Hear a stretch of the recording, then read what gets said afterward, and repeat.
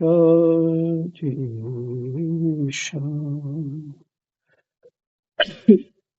श्री गणेशाय नमः। श्री सीतारामाभ्यां नमः। श्री हनुमते नमः। श्री उमापते नमः। श्री गुरुवे नमः। सब संतन की जय जय। जय जय सीताराम। राधे श्याम।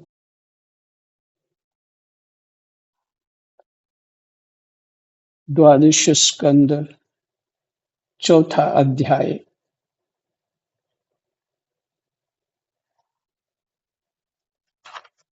और 34 श्लोक तक पाठ हो चुका है और प्रसंग चल रहा है प्रलय। तो आत्यंतिक प्रलय जो है,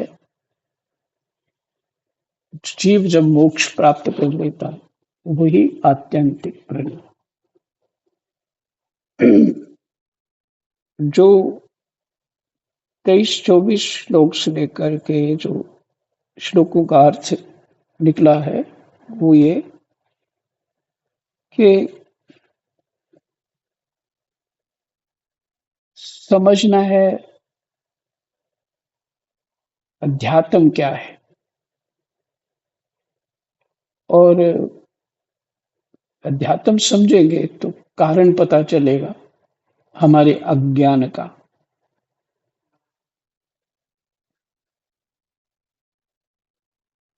अज्ञान से हमें अपना ही स्वरूप ज्ञात नहीं हो रहा। दृष्टांत बहुत अच्छा था। सूर्य से ही बादल बनता है। दीपक भी सूर्य का स्वरूप है, माने उसमें भी वही तेज है सूर्य का। और जो आंख है उसमें भी सूर्य है, और जो दिखना वो भी सूर्य है, माने रूप भी सूर्य है।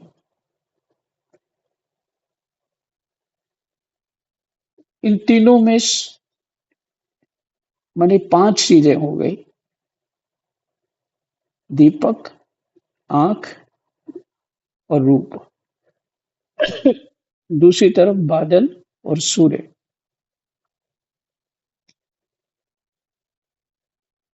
तो क्या हुआ,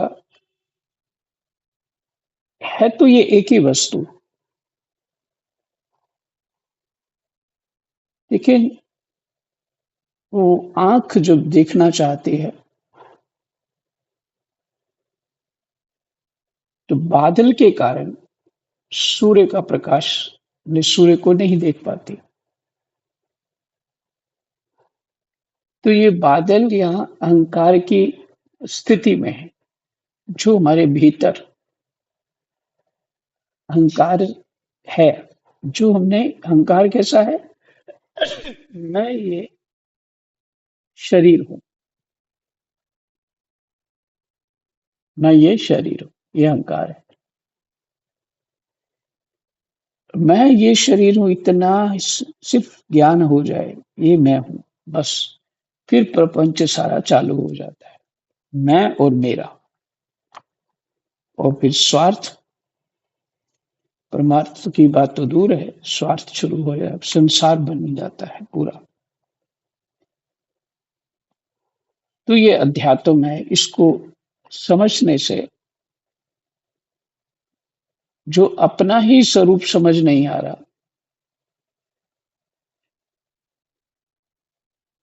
हम्म, सूर्य आंख रूप होकर के अपने आप को नहीं देख पा रहा है, उसका कारण है अज्ञान, माने वो बादल जो सूर्य से ही उत्पन्न हुए। सूर्य से ही जल उत्पन्न होता है, जल से ही भाष्प बनती है, भाष्प ही बादल हो जाते हैं, और फिर वो देख नहीं सकता। तो मेरे को कुछ ऐसा समझ आया है। तो यहाँ जो बादल है वो हटाने हैं, वो हमारा अहम भाव।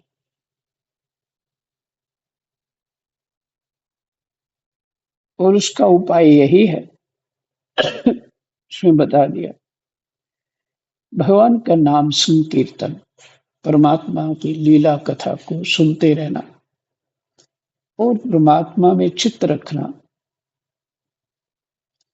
क्योंकि परमात्मा और आत्मा में कोई भेद नहीं है, इसलिए योग्यता भी इतनी है हमारे अंदर, अपने आप को अनुभव करने की योग्यता नहीं है। वो तो अति सूक्ष्म ज्ञान होने पर ऐसा होगा। तो जो सरल उपाय है, परमात्मा जो है, परम तत्व जो है, उसका चिंतन करते रहने से परमात्मा की प्राप्ति अर्थात अपनी प्राप्ति हो जाएगी।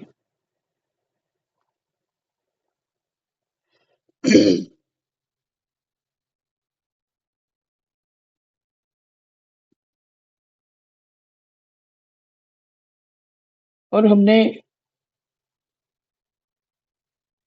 समझ लिया है, हम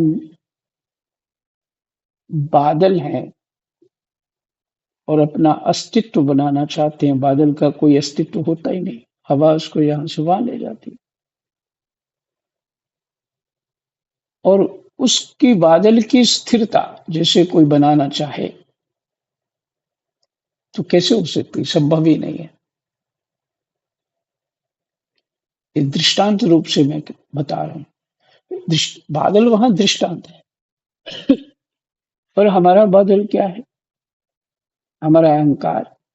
अहंकार क्या है, ये सिर्फ इतना ही मान लिया मैं हूं, बस हो गया काम। माया लग गई और क्या हुआ, हुआ था ना समष्टि और व्यष्टि। तो व्यष्टि में हम हो गए, सीमित हो गए, जिसको आप सबने सुना ही है, घटाकाश। घटाकाश और आकाश, सर्वव्यापक आकाश। तो जो घटाकाश है वो अहंकार युक्त है। क्योंकि वो शब्द घटा, मैंने घड़ा लग गया उसके साथ, इतनी ही बात है। और होगा कैसे उपाय, जो आप कर रहे हैं यही उपाय है। तो इसमें जो बात एक कहनी थी वो ये थी कि संसार को हमने प्राप्त कैसे किया।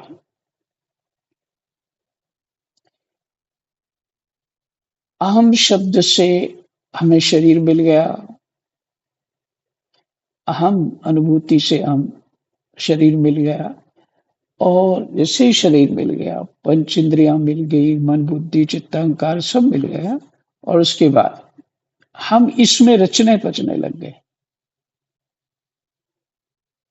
हाँ, जो तामसिक वृत्त हमारी इंद्रियां हैं जो, वो उसी की अनुभूति में फंस गए।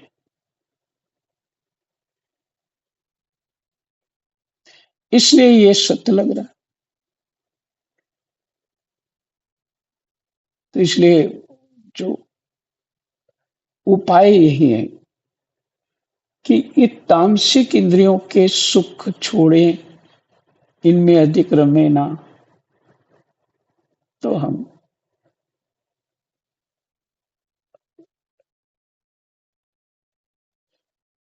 परमात्मा का चिंतन करते हुए, परमात्मा में रमते हुए अपने स्वरूप को प्राप्त हो जाएंगे।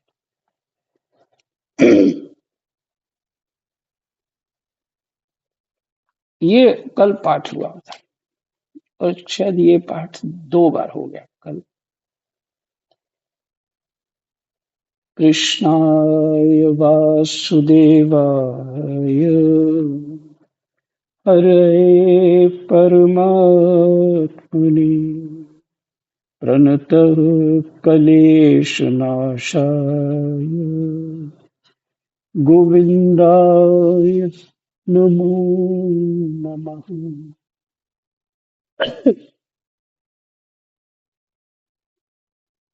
इससे सिद्ध हुआ अज्ञान ही हमारा कलेश है। हे शत्रु दमन, महाराज सुखदेव जी कह रहे हैं परीक्षित जी को, हे शत्रु दमन, शत्रुओं का दमन करने वाले। तत्वदर्शी लोग कहते हैं कि ब्रह्मा से लेकर तिनके तक जितने प्राणी या पदार्थ हैं, सभी हर समय पैदा होते और मरते रहते हैं। हर समय पैदा होते और मरते रहते हैं, अर्थात नित्य रूप उत्पत्ति और प्रलय होता ही रहता है।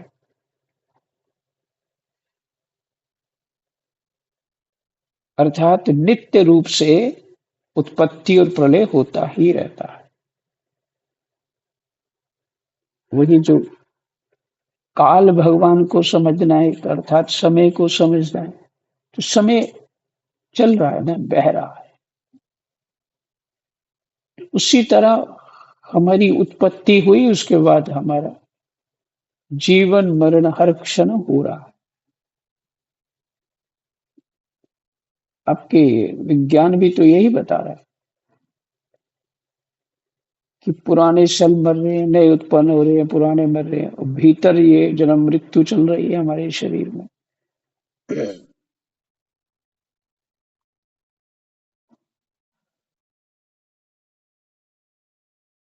संसार के परिणामी पदार्थ, नदी प्रवाह और दीप शिखा आदि क्षण क्षण बदलते रहते हैं।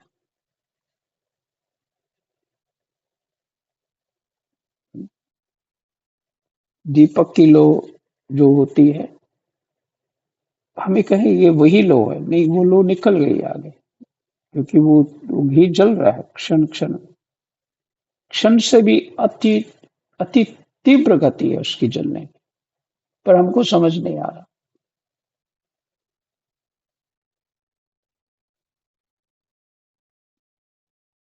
इसी तरह नदी का जल, कल हम यहाँ आए थे इसी जल में, तो वो जल उधर उधर थोड़ी होता है क्या, तो जल बह गया, पर इस स्थान में नदी के इस किनारे पे नहाए थे, बस ये तो ठीक है। तो इसका भाव ये है कि काल हमें पहले से ही अपने मुख में डाल के बैठा हुआ, वो निगल रहा हमको, जो पीछे दृष्टांत पड़ा।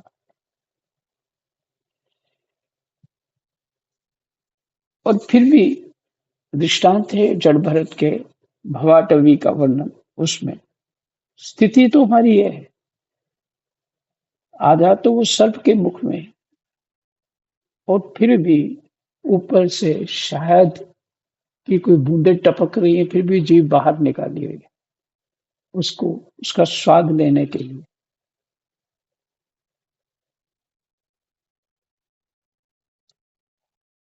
यह स्थिति है भवाटवी के वर्णन में, ऐसा ही है। तो कह रहे हैं उनकी बदलती हुई अवस्थाओं को देखकर यह निश्चय होता है कि ये देह आदि भी काल रूप सोते के वेग में बहते बदलते जा रहे हैं। देह आदि भी हमारे जो शरीर है, देखिए ना, बालपन था, युवावस्था हुई, और फिर वृद्धावस्था आ गई, तो क्या हो रहा है, यही तो हो रहा है। अब स्पीड से क्षण का सोमा भाग भी कर लिया जाए, तो वो सूक्ष्म गति देखेंगे तो वहां बहुत स्पीड है मरने की।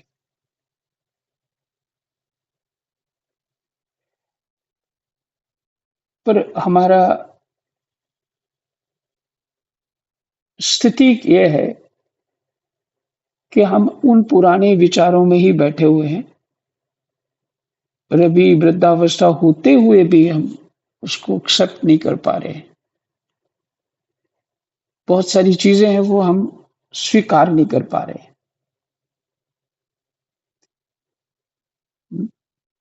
फिर भी वो बुद्धि में जो प्लान है वही चले जा रहे हैं। वो 30-40 साल पुराने प्लान है। प्लान वही चल रहा है। उसी को ठीक करें। इधर शरीर खत्म हो गया, ये होश ही नहीं है।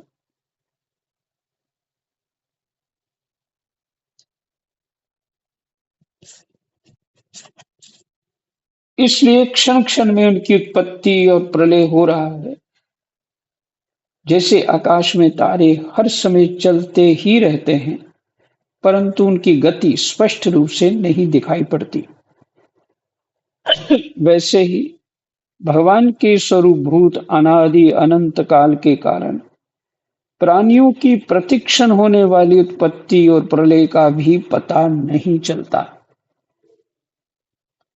परीक्षित, मैंने तुमसे 4 प्रकार के प्रलय का वर्णन किया। उनके नाम हैं नित्य प्रलय, नैमित्तिक प्रलय, प्राकृतिक प्रलय और आत्यांतिक प्रलय। वास्तव में काल की सूक्ष्म गति ऐसी ही है।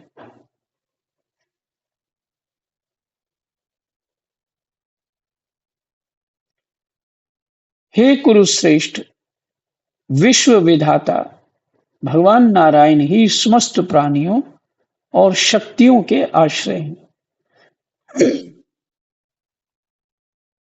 कौन कौन सी प्रलय, फिर से सुन लीजिए।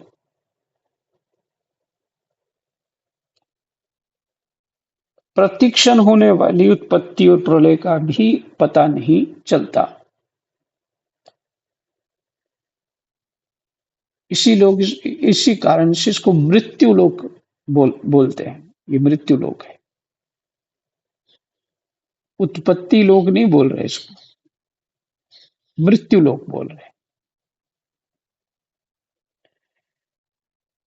फिर प्रलय देखिए। परीक्षित, मैंने तुमसे 4 प्रकार के प्रलय का वर्णन किया।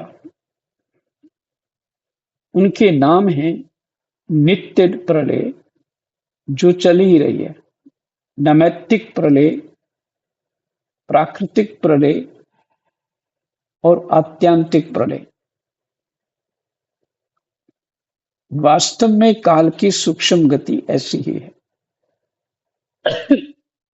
हे कुरुश्रेष्ठ, विश्व विधाता भगवान नारायण ही समस्त प्राणियों और शक्तियों के आश्रय हैं।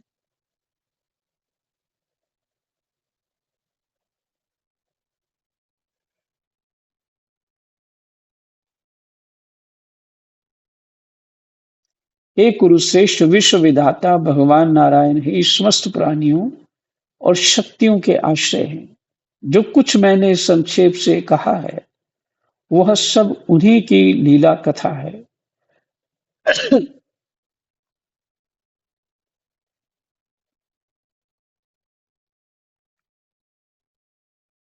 भगवान की लीलाओं का पूर्ण वर्णन तो स्वयं ब्रह्मा जी भी नहीं कर सकते। अच्छा, इसको लीला कहेंगे। ये क्या है? नित्य प्रलय, नैमित्तिक प्रलय, प्राकृतिक प्रलय और त्यांतिक प्रलय।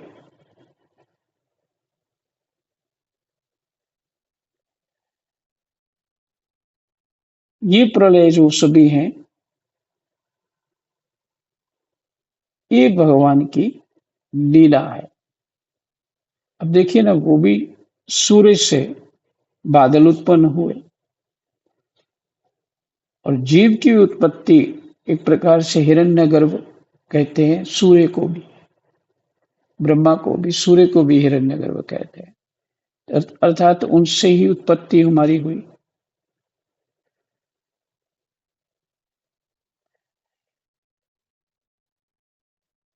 तो वही जो उत्पन्न है। अच्छा, सूर्य भी बादल आ जाने से अपनी दिव्य दृष्टि तो सर्वत्र वो देख सकते हैं, लेकिन अगर स्थूल दृष्टि से देखें तो सूर्य भी बादल आने से हमें नहीं देख सकते। अगर स्थूल दृष्टि से सूर्य ही देखना चाहे, क्योंकि बादल आ गया आगे। लेकिन सूर्य हमें निरंतर देखते हैं क्योंकि वो हर कण में व्यापक है। क्योंकि रूप हर कण में है, इसलिए हर कण में व्यापक है। जो दिखता है वो व्यापक है, जो दिखता है वो रूप है।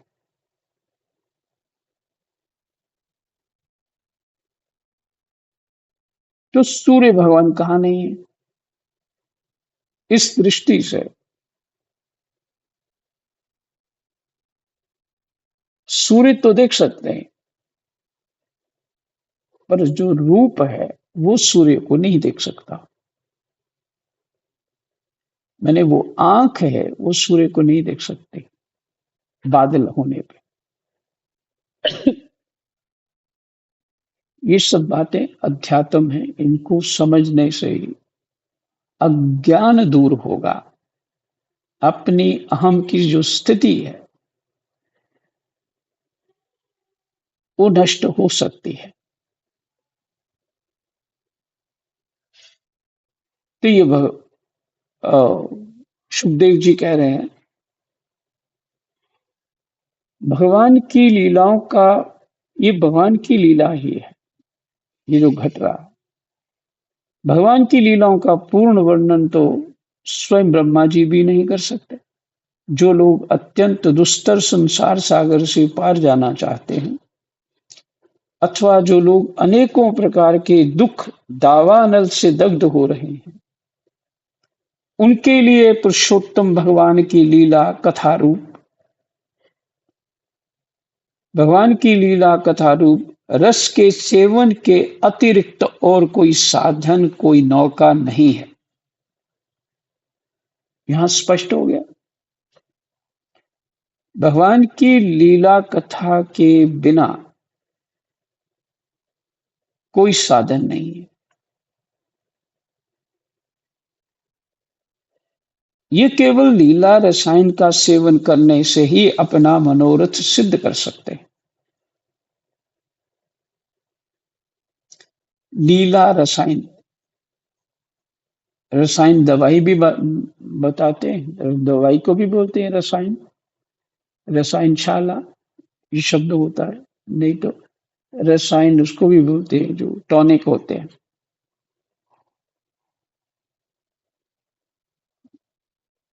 लीला रसायन का सेवन करने करके ही अपना मनोरथ सिद्ध कर सकते हैं। हमारा मनोरथ क्या है? जगत नहीं, हमारा मनोरथ जगत का सुख नहीं, हमारा मनोरथ है परमात्मा की प्राप्ति। तो अपना मनोरथ सिद्ध कर सकते हैं भगवान की लीला कथा के सेवन से। जो कुछ मैंने तुम्हें सुनाया है यही श्रीमद् भागवत पुराण है,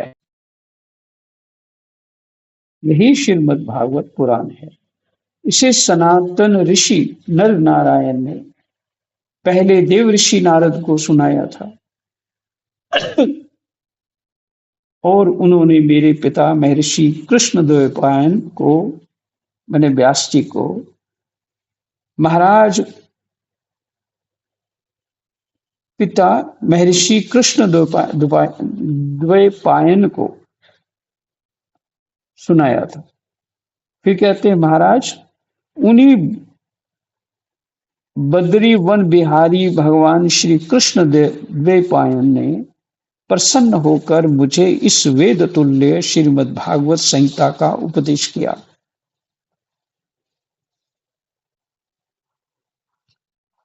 मैंने व्यास जी ने सुखदेव जी को उपदेश किया, वेद तुल्य श्रीमद् भागवत संहिता का उपदेश किया।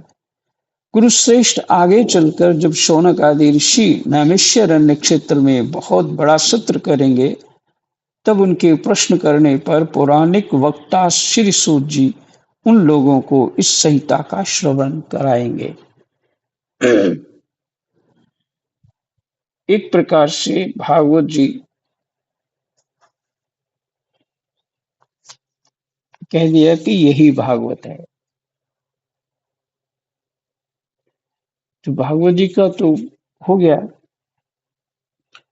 और ये चौथा अध्याय विश्राम हुआ। अब पांचवा अध्याय श्री सुखदेव जी का अंतिम उपदेश। ये प्रसंग है श्री सुखदेव जी का अंतिम उपदेश। श्री सुखदेव जी कहते हैं, प्रिय परीक्षित, इस श्रीमद् भागवत महापुराण में बार बार और सर्वत्र विश्वात्मा भगवान श्री हरि का ही संकीर्तन है। ब्रह्मा और रुद्र भी श्री हरि से पृथक नहीं है। उन्हीं की प्रसाद लीला और क्रोध लीला की अभिव्यक्ति है।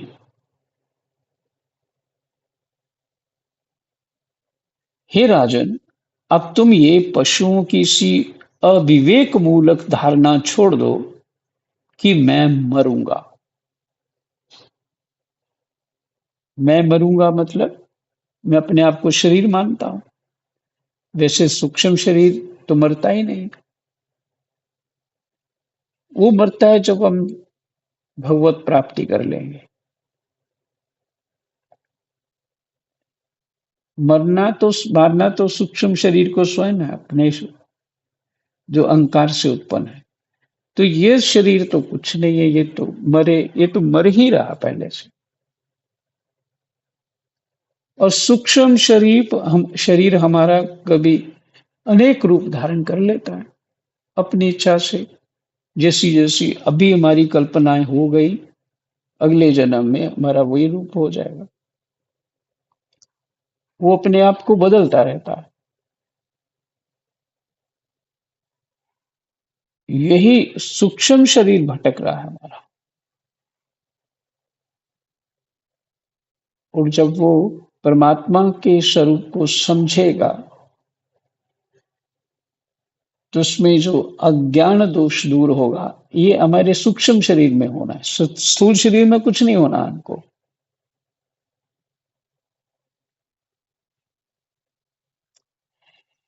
तो ये कहना कि मैं मरूंगा, इस शरीर क्या मरेगा, ये तो पहले ही मर रहा।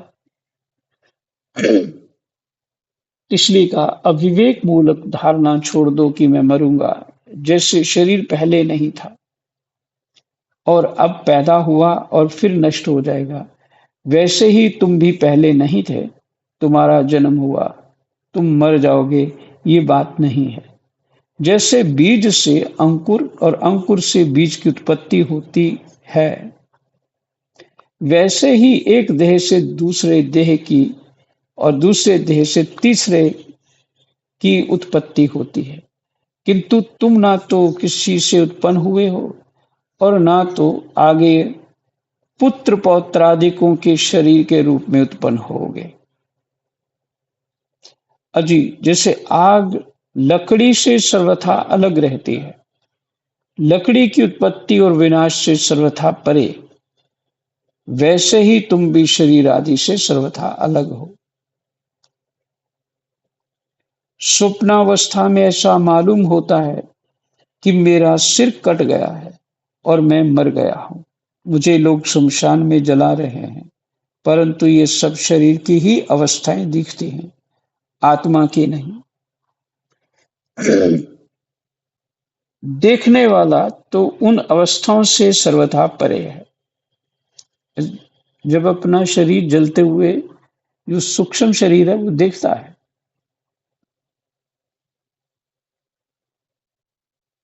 यही बता रहे। क्या देखता है? स्वप्नावस्था में ऐसा मालूम होता है कि मेरा सिर कट गया है और मैं मर गया हूं। मुझे लोग शमशान ले जा रहे हैं, परंतु ये सब शरीर की ही अवस्थाएं दिखती हैं, आत्मा की नहीं। देखने वाला तो उन अवस्थाओं से सर्वथा परे, जन्म और मृत्यु से रहित शुद्ध बुद्ध परमात्म तत्व स्वरूप है।